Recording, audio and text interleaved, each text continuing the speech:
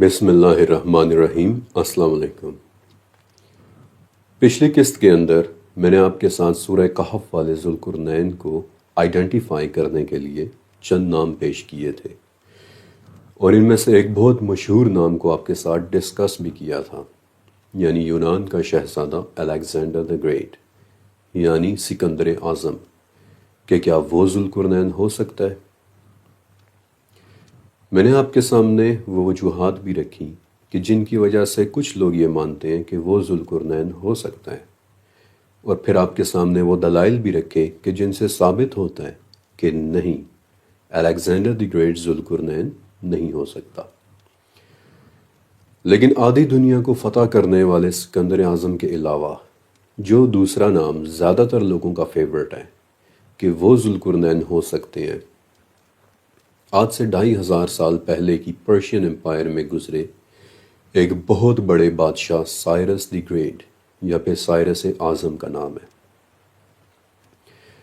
Cyrus کے ذوالقرنین ہونے کے متعلق تھیوری کو پچھلے 200 سالوں میں بہت زیادہ پذیرائی ملی ہے، اور اس کی سب سے بڑی وجہ دراصل ایک تصویر کا ملنا تھا۔ سائرس وہ بادشاہ تھا کہ جس نے پرشین امپائر بنائی، یعنی وہ عظیم الشان سلطنت کہ جو آج کے پاکستان سے لے کر ایجپٹ یعنی مصر اور لیبیا اور پھر یونان تک پھیلی ہوئی ایک بہت بڑی سلطنت تھی یا امپائر تھی۔ انفیکٹ پرشین امپائر، یا پھر جیسا کہ تاریخ میں اس کا ایک اور نام بھی ملتا ہے اکامینڈ امپائر، تاریخ میں اس سے پہلے کبھی اتنی بڑی سلطنت نہیں بنی تھی۔ سائرس نے اس امپائر کا دارالخلافہ ایران کے ایک شہر پاسرگاد کو بنایا تھا، اور یہی وہ شہر ہے کہ جہاں سے دراصل ایک تصویر ملی تھی، ایک ایسی تصویر کہ جس کی وجہ سے بہت سے لوگ سائرس ہی کو ذوالقرنین ماننے لگ گئے۔ اب اس تصویر میں، یا پھر جیسا کہ اس کو ٹیکنیکل زبان میں ریلیف کہا جاتا ہے، یعنی کسی چٹان میں کھدی ہوئی ایک شبیہ، اس تصویر میں سائرس بادشاہ اپنے سر پر سینگوں والا ایک تاج پہنے ہوئے ہیں۔ تو کیا ایران کا سائرس اعظم کہ جو بغیر کسی شک کے ایک بہت بڑا بادشاہ گزرا ہے، کیا وہ ذوالقرنین ہو سکتا ہے؟ آج کی اس ایپیسوڈ کے اندر میں آپ کے ساتھ یہی ڈسکس کروں گا، اور اس کے ساتھ ایک بہت ہی دلچسپ چیز اور بھی۔ سائرس اعظم کو تاریخ کتنا بڑا بادشاہ مانتی ہے، اس کا اندازہ آپ اس کو ملے ٹائٹلز کے ساتھ کر سکتے ہیں۔ ٹائٹلز یعنی کہ وہ نام کہ جو قدیم دنیا میں کسی انسان کی اچیومنٹس سے متاثر ہو کر اسے دیے جاتے تھے، اور آپ کو پتہ ہے کہ سائرس کی اچیومنٹس سے متاثر ہو کر اسے کتنے نام دیے گئے تھے؟ 10۔ اور اب آپ ذرا وہ ٹائٹلز سنتے جائیے۔ انشان کا بادشاہ، پرشیا کا بادشاہ، میڈیا کا بادشاہ، دنیا کا بادشاہ، بادشاہوں کا بادشاہ، عظیم بادشاہ، طاقتور بادشاہ، بابل کا بادشاہ، سمرہ اور آکیڈیا کا بادشاہ، اور دنیا کے 4 کونوں کا بادشاہ۔ تو کیا بادشاہوں کا بادشاہ سائرس ہی ذوالقرنین تھا؟ اس بات میں کوئی شک نہیں کہ سائرس کی سلطنت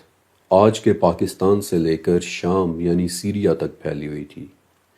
اور سائرس کے انصاف کے متعلق تو اس کے دشمن بھی گواہی دیتے تھے کہ وہ بہت زیادہ منصف بادشاہ تھا، بالکل ویسے ہی کہ جیسے ذوالقرنین تھے۔ شاید آپ کو یاد ہوگا کہ اپنی 40,000 سالوں کے علم سیریز کے اندر میں نے آپ کو بتایا بھی تھا کہ کیسے حضرت سلیمان علیہ السلام کے بعد بخت نصر نامی ایک بادشاہ نے یروشلم پر حملہ کر دیا تھا، اور یروشلم سمیت حضرت سلیمان علیہ السلام کے بنائے ہوئے ہیکل سلیمانی کو تباہ کر کے تقریباً 70,000 یہودیوں کو غلام بنا کر اپنے ساتھ بابل لے گیا تھا۔ تو اس واقعے کے بعد وہ بادشاہ سائرس ہی تھا کہ جس نے یہودیوں کو آزاد کر کے انہیں یروشلم واپس چلے جانے کی اجازت دی تھی، اور نہ صرف یہ بلکہ اس نے یہودیوں کو اپنا دوسرا ہیکل یعنی کہ سیکنڈ ٹیمپل بنانے کی بھی اجازت اور پھر اس کے لیے فنڈز بھی فراہم کیے تھے۔ سائرس کی فتوحات اور انصاف پر مبنی ایک عظیم الشان سلطنت اور پھر چٹان کے اس ریلیف میں سائرس کو پہنے ہوئے سینگ دیکھ کر تو یوں ہی لگتا ہے کہ جیسے ایران کا بادشاہ سائرس اعظم قرآن پاک والے ذوالقرنین ہونے کا ایک بہت مضبوط کینڈیڈیٹ ہے، بہت سٹرونگ دعوے دار ہے۔ لیکن اصل دلچسپ بات تو یہ ہے کہ سائرس نے ایک دیوار بھی بنوائی تھی۔ ایران کے اس بادشاہ کے دور میں سلطنت کا جو حصہ، پرشین امپائر کا جو حصہ آج کے ازبکستان اور قزاقستان میں تھا، وہاں کچھ جنگلی قبائل یا نیم وحشی قسم کے لوگ بھی رہا کرتے تھے، مثلاً پارتھینز، سکائتھینز، ہونز، منگولز، تارتارز، اور یہ لوگ کبھی کبھار لوٹ مار کرنے کے لیے آس پاس کے علاقوں پر حملے بھی کرتے رہتے تھے۔ تو اپنے لوگوں کو ان حملوں سے بچانے کے لیے سائرس نے کوکیشیا کے پہاڑوں میں، کہ جنہیں ہم کوکاف کے پہاڑ بھی کہتے ہیں، یعنی کوکاکس ماؤنٹینز، وہاں بل واکس بھی بنوائے تھے، یعنی کہ وہ دیواریں کہ جو دشمن کو اپنے علاقے میں آنے سے روکنے کے لیے بنائی جاتی ہیں۔ اور یہ سائرس کا ایک ایسا ایکٹ تھا، ایک ایسا اقدام تھا کہ پھر جس کی وجہ سے بہت سے لوگ سائرس ہی کو ذوالقرنین مانتے ہیں اور ان جنگلی قبائل کو یاجوج اور ماجوج۔ لیکن ابھی میں نے آپ کو سائرس کے سینگوں والے تاج کے متعلق نہیں بتایا، اور مجھے پورا یقین ہے کہ سائرس کے سینگوں والی اس تصویر کے متعلق جاننے کے بعد آپ کو بھی سائرس قرآن پاک والا ذوالقرنین ہی لگنے لگے گا۔ ریلیف میں بنے ہوئے سائرس کے یہ سینگ دراصل ہم کراؤن کہلاتے ہیں، یعنی ایک طرح کا تاج۔ لیکن میں نے اس تاج کے متعلق بہت ان ڈیپتھ ریسرچ ورک کیا کہ آخر اس کے پہننے کے پیچھے کیا وجوہات ہو سکتی ہیں، اور مجھے اس تاج کی جڑیں قدیم مصر یعنی اینشنٹ ایجپٹ تک لے گئیں، جہاں ایک مشہور مصری فرعون توتن خامن کے سونے کی کرسی پر اس تاج کی ایک شکل بنی ہوئی تھی، اور قدیم ایجپشن، اینشنٹ ایجپشن سٹائل کی لکھائی یعنی ہائروگلفس سے ہمیں یہ پتہ چلتا ہے کہ مصر میں اس تاج کا نام ایتف تھا، یعنی دو سینگوں والا تاج، کہ جن میں سے ہر ایک سینگ ایک علامت ہوا کرتا تھا، یعنی ایک سینگ سچائی کی علامت اور دوسرا سینگ انصاف کی علامت۔ یعنی عام الفاظ میں جو شخص سینگوں والے بادشاہی کے اس تاج کو اپنے سر پر پہنے گا وہ سچائی اور انصاف کو سب سے اوپر سمجھے گا۔ اور یہ وہ سب سے بڑی وجہ ہے کہ سائرس کے قرآن پاک والے ذوالقرنین یعنی دو سینگوں والے بادشاہ کے ہونے پر تقریباً یقین آ جاتا ہے۔ ایک ایسا بادشاہ جسے ایک بہت بڑی سلطنت بھی ملی تھی، ایک ایسا بادشاہ کہ جو انصاف پسند اور سچائی کو پسند کرنے والا تھا، ایک ایسا بادشاہ کہ جس نے جنگلی قبائل سے اپنے لوگوں کو محفوظ رکھنے کے لیے بل واکس یعنی دیواریں بھی بنوائی تھیں۔ سائرس کے ذوالقرنین ہونے کے متعلق تھیوری سب سے پہلے دراصل ایک جرمن فلالوجسٹ سر جی ایم ریڈسلاب نے 1855 میں پیش کی تھی کہ لگتا ہے کہ سائرس ہی ذوالقرنین ہے۔ اب مغربی دنیا میں تو اس تھیوری کو کوئی بہت زیادہ پاپولیرٹی یا مقبولیت تو نہیں ملی، لیکن کئی انڈین اور پاکستانی اسکالرز نے اسے فوراً قبول کر لیا، بالخصوص مولانا ابوالکلام آزاد نے۔ انہوں نے سائرس ہی کے ذوالقرنین ہونے پر کافی زور دیا، اس پر کافی کچھ لکھا، اور پھر ان کے بعد مولانا مودودی، ڈاکٹر اسرار احمد، علامہ طباطبائی، جاوید احمد غامدی اور ناصر مکرم شیرازی جیسے بڑے بڑے ناموں نے بھی سائرس ہی کو ذوالقرنین ہونے کے حوالے سے تقریباً تسلیم کر لیا۔ لیکن سائرس کے ذوالقرنین ہونے والی پوری تھیوری کو صرف اور صرف ایک چھوٹا سا پتھر بہت برے طریقے سے ڈیمیج کر دیتا ہے۔ آج اس وقت لندن کے برٹش میوزیم کے روم 52 میں ایک چھوٹا سا پتھر رکھا ہوا ہے، ایک چھوٹا سا آرٹیفیکٹ کہ جس کا آئیڈینٹیفیکیشن نمبر 90920 ہے، اور عام زبان میں ہم اسے دی سائرس سلنڈر کہتے ہیں۔ 1879 میں ایران سے کھدائیوں کے دوران ملا ایک چھوٹا سا سلنڈر کہ جس سے مجھے سائرس کے متعلق ایک انتہائی اہم بات پتہ چلی، اور وہ یہ کہ سائرس ایک بیبلونین خدا مردوک کا ماننے والا تھا۔ وہ اپنے آپ کو ایزاگیلا اور ایزیدہ کے مندروں کا پجاری بھی کہلوایا کرتا تھا، اور یہ وہ مندر تھے کہ جہاں آگ کی پوجا ہوا کرتی تھی، آگ کی پرستش ہوا کرتی تھی۔ اور پھر یعنی عراق کے ایک شہر سے ملی ایک انسکرپشن کے مطابق سائرس یہ بھی کہتا ہے کہ عظیم دیوتاؤں نے تمام زمین میرے ہاتھوں میں دے دی ہے۔ یہ سائرس ہی تھا کہ جس نے مردوک کے مجسموں کو ریپیئر کروا کر، انہیں ٹھیک ٹھاک کروا کر دوبارہ سے مندروں میں انسٹال کروایا تھا، انہیں وہاں لگوایا تھا تاکہ ان کی عبادت ہوتی رہے۔ اور سائرس کی یہ حرکت اس بات کا واضح ثبوت ہے کہ دی گریٹ کنگ سائرس ایک پولیتھیسٹ بادشاہ تھا، یعنی ایک سے زیادہ خداؤں کو ماننے والا انسان، آگ کو مقدس سمجھنے والا انسان،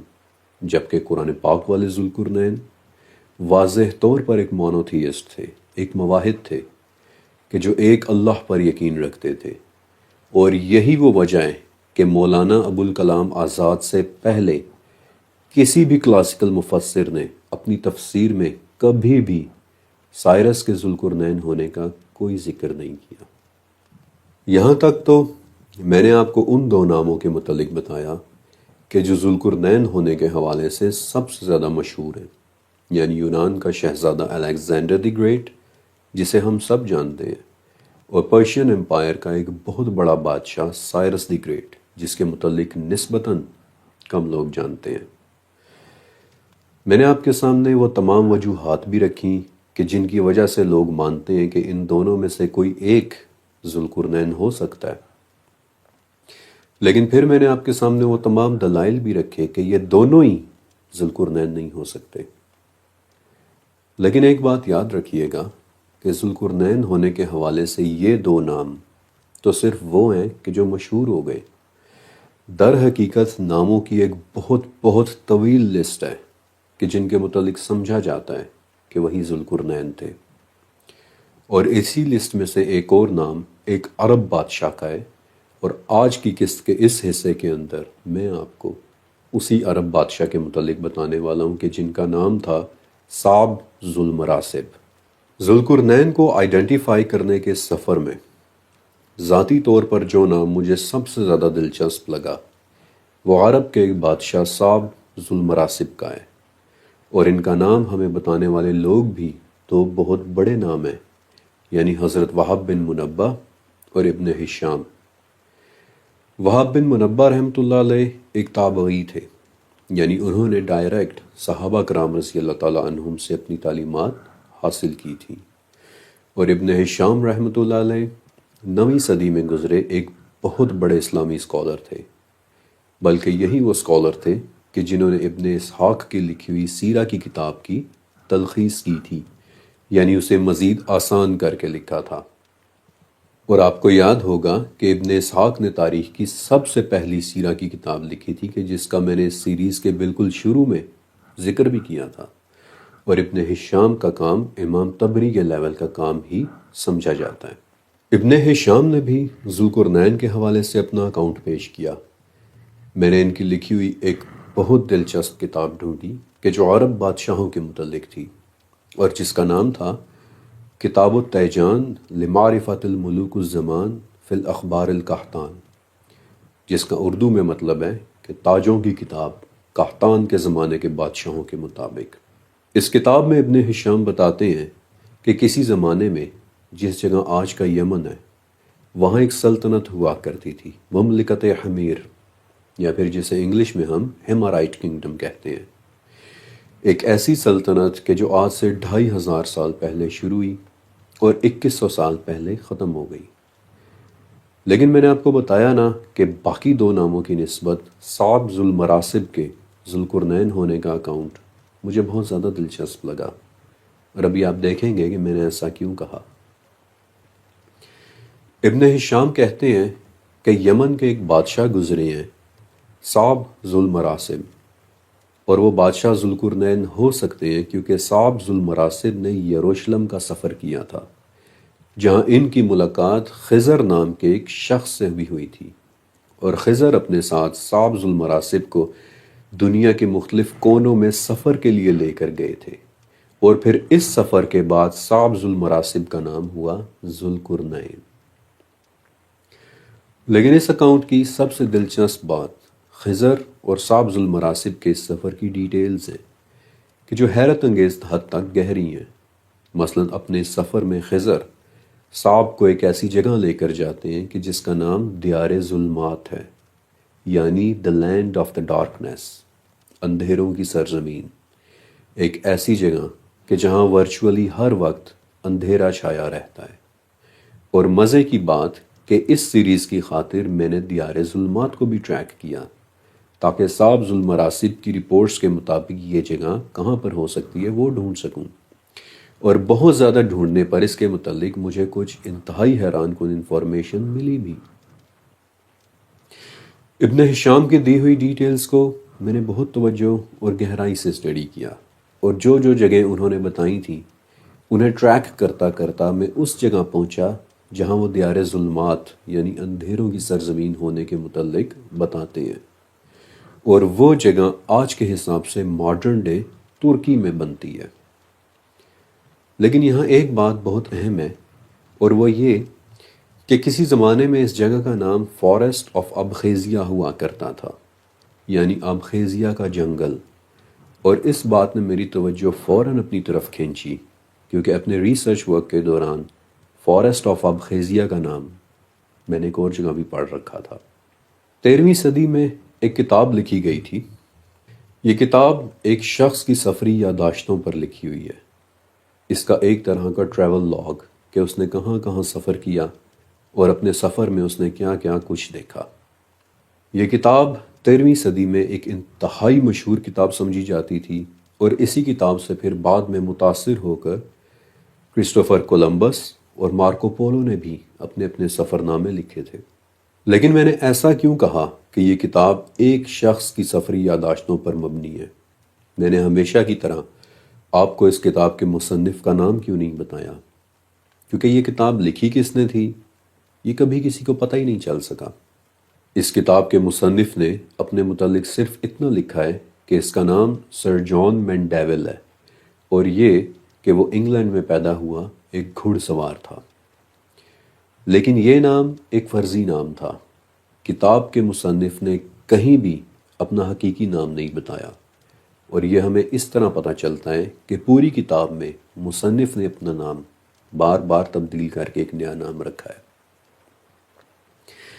لیکن ایک بات ہے کہ اس کتاب میں بتائی گئی جگہیں 100% سچی ہیں، اور یہ وہ کتاب ہے کہ جس میں فارسٹ آف ابخیزیا کے متعلق بہت زیادہ تفصیل سے بتایا گیا ہے۔ ابخیزیا کے جنگل کے متعلق سر جان مینڈیول لکھتے ہیں کہ ترکی میں موجود اس جنگل میں کوئی شخص بھی خوف کے مارے جاتا نہیں ہے، لیکن جو لوگ اس علاقے کے آس پاس رہتے ہیں ان کا دل سے ماننا ہے کہ اس جنگل میں کوئی نہ کوئی تو ضرور رہتا ہے، کیونکہ بقول گاؤں والوں کے اس جنگل سے بڑی بھیانک انسانی آوازیں آتی ہیں۔ پھر اس کے بعد سر جان مینڈیول گاؤں والوں کے متعلق لکھتے ہیں کہ ان کا ماننا ہے کہ اس جنگل کے رہائشی ایک پرشین بادشاہ ساورز اور اس کے آدمی تھے کہ جو عیسائیوں یا مسیحیوں پر ظلم کیا کرتے تھے، اور جس پر انہیں خدا کی طرف سے سزا دی گئی تھی، اور ظالم بادشاہ ساورز اور اس کے آدمیوں کو گھنے جنگل کی یہ ایک ایسی اندھیری دیوار کے پیچھے قید کر دیا گیا تھا